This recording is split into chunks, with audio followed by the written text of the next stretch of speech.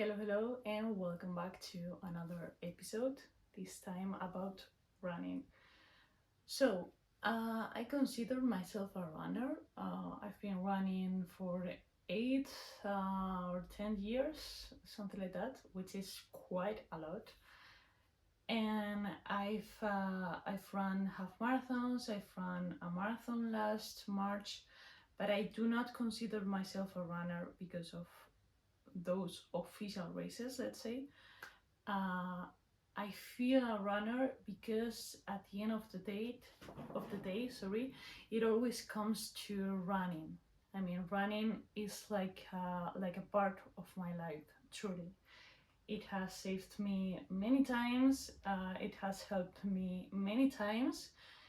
Um, I've also had like a hate relationship with it several times, but also a love one the majority of the times. So um, it's also because I have such a discipline with it, uh, that I truly feel a runner. And this discipline, or let's say resilience, I learned it mostly from my marathon training plan, in which I've had such a crazy weather, bad weather. I mean, like raining, snowing, a lot of wind, freezing temperatures, and I was out doing my trainings, right? But right now, I feel there is this increasing trend. I mean, for the past 2 to 4 years, something like that, there is this trend around running. So many people is signing up for races with just a few months of uh, running, right? Like maybe they have just been running for 3 months and they have signed up for a half marathon, for instance. Um, and plus the fact that many races are sold out because of this increasing craziness about running, right? um I mean, I think every trend, let's say, that is healthy is good for society. I mean, it's not like, okay, we are celebrating every birthday with alcohol, with crazy parties, with, yeah, tons of alcohol, right? And we are couch potatoes or whatever. I don't know. It is a healthy habit, right? Running.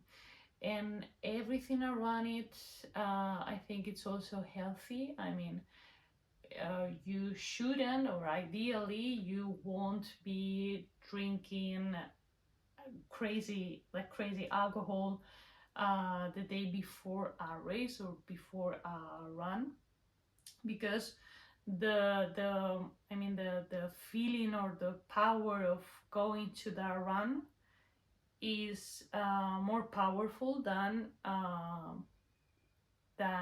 being in a or being hangover, right? So that's okay, right? But the thing is that people might take for granted the the running, I don't know, running path, for instance. So I would say that in this, I mean, in my case, in these 8, 10 years, I think it's more like 9 years of running.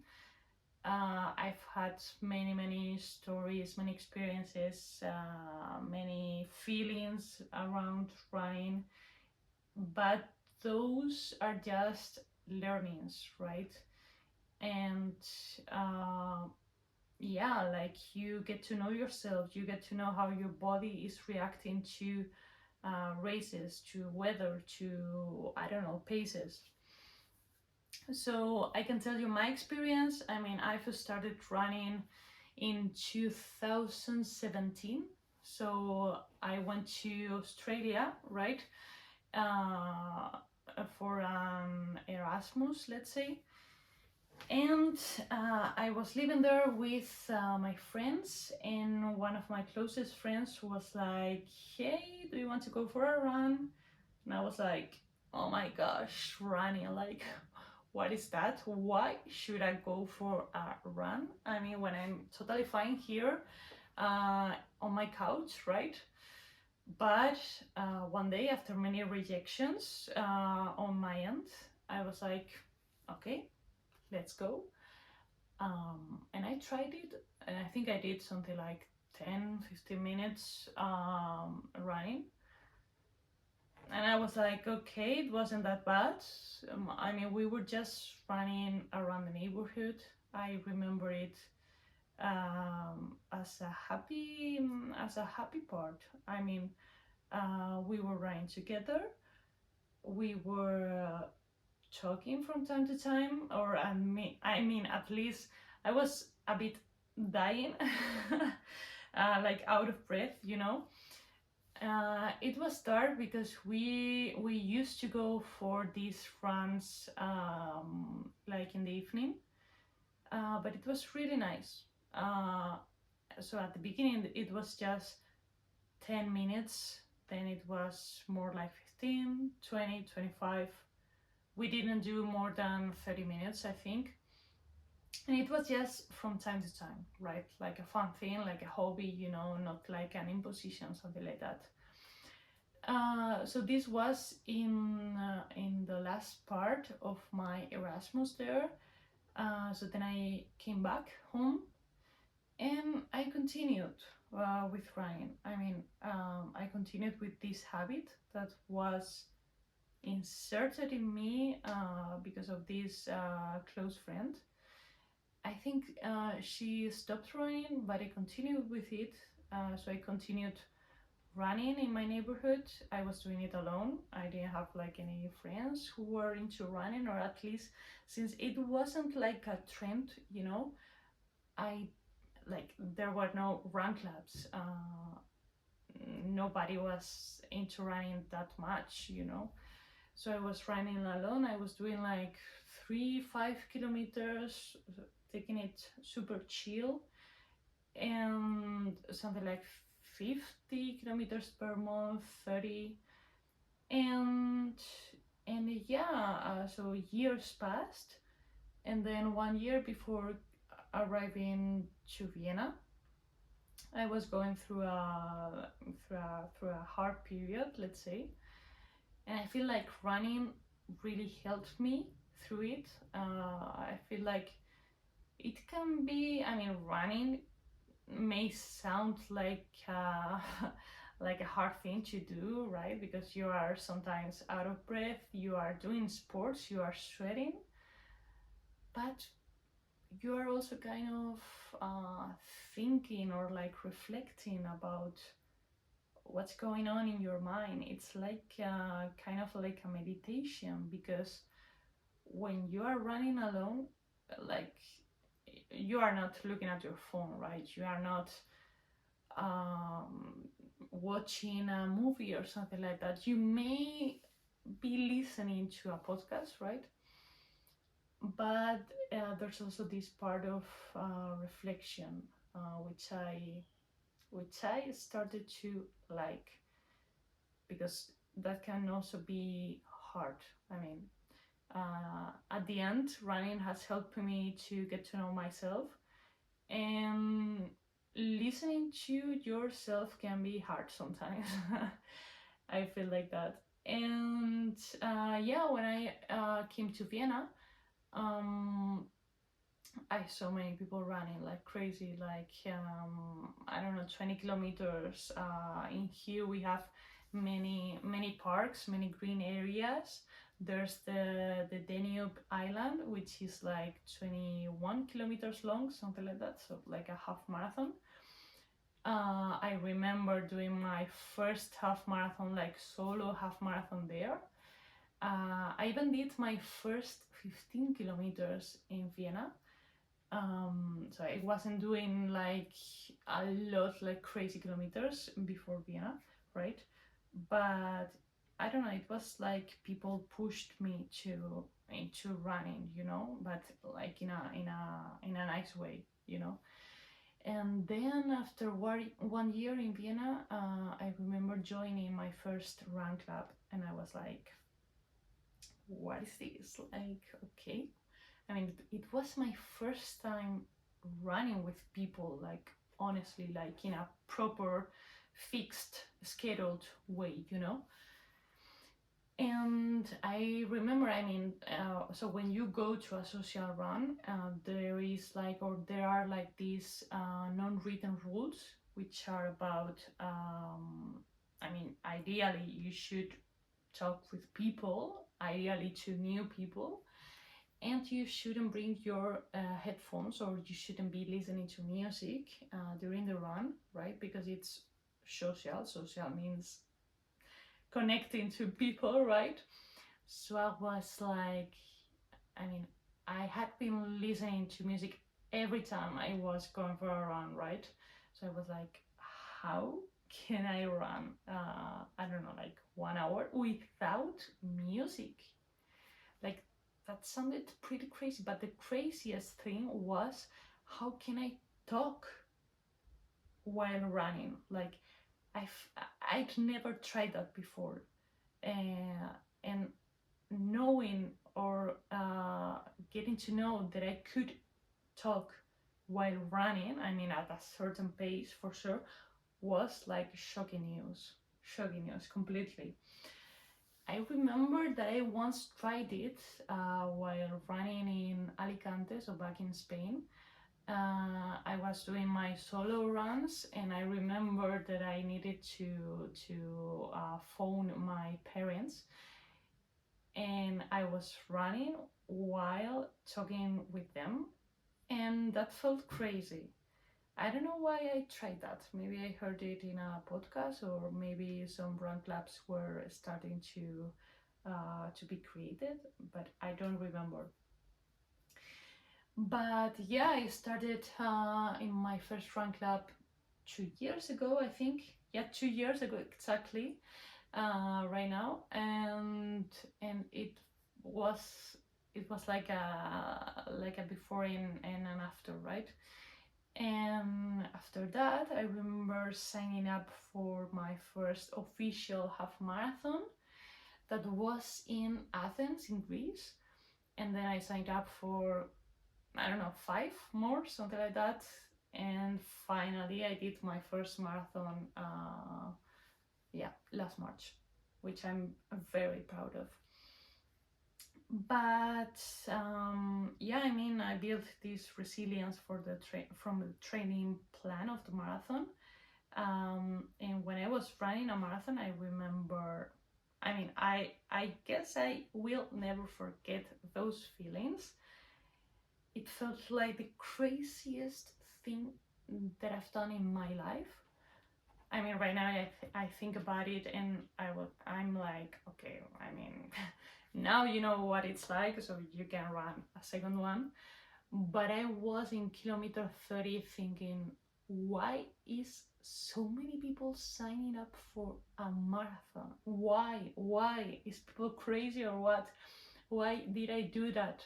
Why am I here? And I have like 12 kilometers more to finish the race. So that felt completely crazy. And after finishing it, I was like, okay, I'm not doing this anymore. Anymore. And now I want to run a second one, of course, for sure, right? Because after 1 week, you are like, okay, that wasn't that bad. And I had the same feeling when running my first half marathon. So it felt completely crazy, but after doing it, I've run 5 more. So yeah. But the thing is that you shouldn't be signing up for races in order to feel that you are a runner, right? You shouldn't have like these crazy goals to feel a runner. You shouldn't be running at 5 pace every time to feel a runner. You shouldn't be running your intervals at 3:30 or whatever. Um, And I mean, it's also fine if you're just running 1 day per week. The thing is that that running feels like a part of your life, right? Um, but yeah, there is this thin line between enjoying it and feeling that it is like an imposition, you know. And I fear that all these people who are signing up for marathons with just 6 months of being into the running world, I fear they are gonna hate it after running a marathon. I don't know, but you also see many people getting injured after 3 months of having started with running, because they are just going from 0 to 20 kilometers in 2 weeks, and that is crazy. And I mean, they should be more aware of their body limits, and that, I mean, running is not for everyone. I mean, it's not for everyone. It is a sport, and you should take care of yourself. And there is also the part of the hydration, the fueling. You should eat more if you are gonna race. Uh, I mean, I feel very happy when I need to eat a pizza before the race. I mean, it's like the perfect excuse. Then you are also always hungry if you are in your training plan. It's like crazy. But the thing is that, for instance, if you are making a race, you should keep on fueling your body with gels, even if you don't feel like you need them, because you need to fuel yourself before feeling that need. So there is like this huge knowledge around it that that you need to learn, or that you should be aware of, and this can only be learned uh, either through podcasts, through books, through people, or through experience. I mean, experience is the key of learning these things, and I've been learning them since 2017 and continue learning it. Um, so yeah, running is not for everyone, and you shouldn't go crazy about it. Same as with, so a few years back, I was crazy about making 10,000 steps a day. Like, I was even running or like jumping when I was at home just to achieve those steps. And I think this was during COVID, but I think COVID times left us all crazy.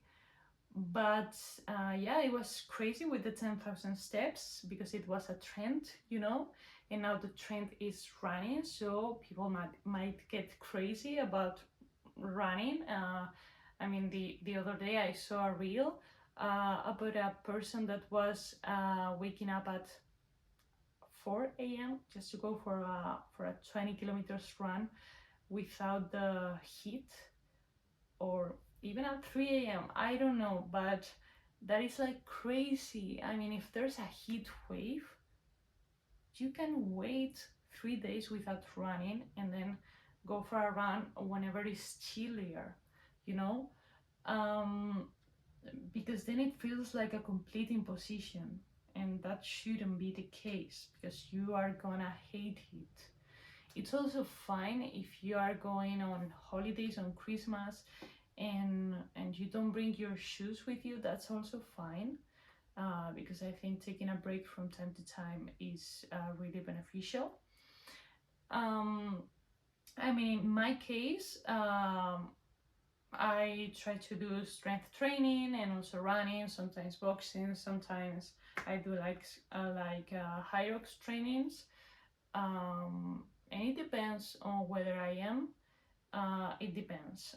Um, but the thing is that you should listen to your body. Sometimes you have to, you must go for that run because it's in your training plan and because you have a goal, so you need to have this discipline to go for that training.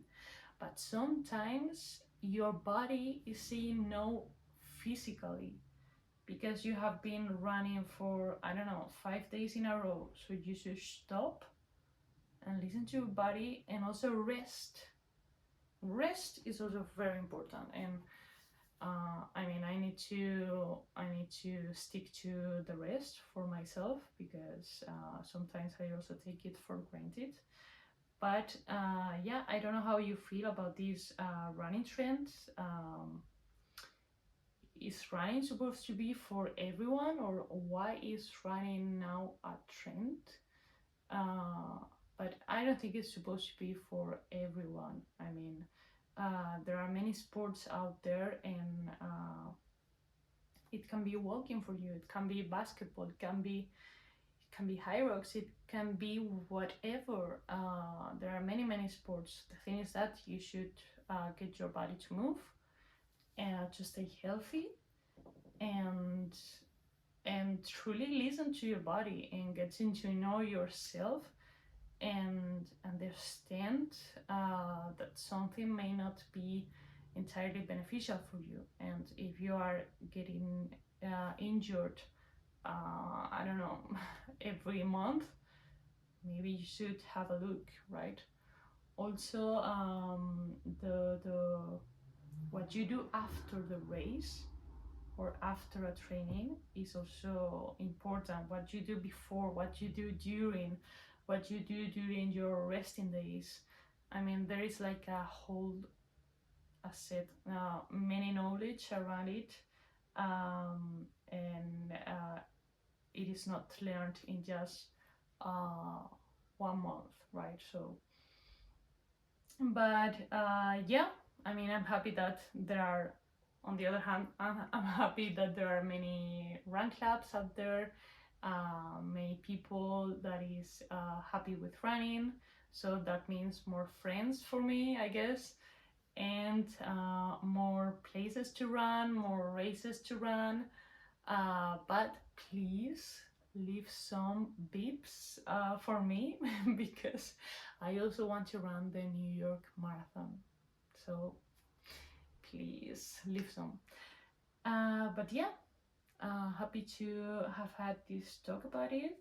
And let me know what you think about these trends, and whether you're running, or which sport are you doing. So see you or listen to you on the next one. Bye.